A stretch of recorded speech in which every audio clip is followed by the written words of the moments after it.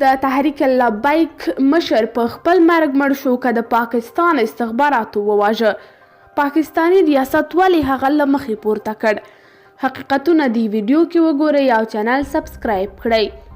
خادم حسین رضوي د پاکستان د مذهبي تحریکونو ترمنځ د ډیر زیات شهرت څخه برخمن یو سخت دریځه اسلام پاله ګڼل کېده. خادم حسین رضوي هغه وخت زیات شهرت وموند چې په 2019 میلادي کال کې د دولت په وړاندې په پراخو لاریونونو لاس پورې کړ. په 2019 میلادي کال کې خادم حسین رضوي ځکه لاریونونه جوړ کړي وو چې د پاکستان حکومت د توهین رسالت په قانون کې د بدلون خبره وکړه. په پاکستان ډیر وخت له دې کبله سختې نیوکې کیږي چې بدون له دې چې یو شفاف عدالتي سیستم شتون ولري خلک په داسې تورونو چې ورباندې ثابت نه وي د اعدام په سزا رسول کیږي. د همدې نیوکو په ترتیب پاکستانی حکومت په 2019 میلادي کال کې نیت وکړ چې د رسالت د سپکاوي په قانون کې بدلون راولي، خو د مذهبي ډلو د سخت مخالفت سره مخ شو. د دې مذهبي ډلو په سر کې تحریک لبیک یا رسول الله راځي چې مشري خادم حسین رضوي کوله. رضوي هماغه مهال هم دومره لوی لاریونونه راوستل چې اسلام آباد یې فلج کړ.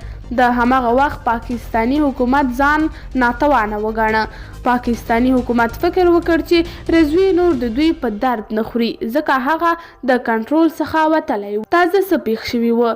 د فرانسې ولسمشر او یوې مجلې د اسلام ستر پیغمبر محمد صلی الله علیه وسلم سپکاوی وکړ. د سپکاوي په ټوله نړۍ کې سخت مخالفتونه راوپارول. د فرانس تولید ټول مواد په ټول اسلامي هیوادونو کې د سخت پراخ بایکاټ سره مخ شول. په پاکستان کې هم خلکو د فرانسې د دې کار په وړاندې غبرګون وښود. خادم حسین رضوي هم د فرانسې د ګستاخۍ په وړاندې لاریونونه پیل کړل او د پاکستان د حکومت څخه یې وغوښتل چې د فرانسې سفیر دې د پاکستان څخه وشړي. رضوي په خپله دې غوښتنه کې جدي و ځکه روان لاریون یې کوچنی نه و او د شاته کېدو نیت یې هم نه درلود. د پاکستان د حکومت لپاره دا ګرانه وه چې د فرانسې سفیر له دې هیواد څخه وشړي. پاکستان دا سوچ هم نشي کولی چې د فرانسې سفیر دې له هیواده وشړي. پاکستان د اسلام حقیقي دفاع ته هیڅ کله نه دی تیار.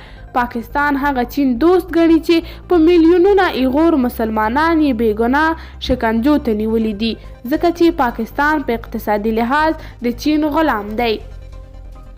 نه پاکستان د فرانسې سفیر شړه او نه خادم حسین رضوي بدون له دې قرارېده، خو په ناڅاپي ډول یې سبا د مرګ خبر خپور شو. رضوي خپل ژوند له لاسه ورکړی و.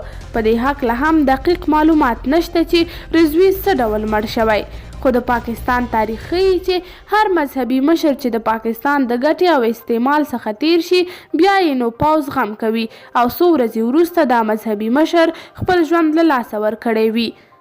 لیکنه د خبریال ویب پاڼې څخه.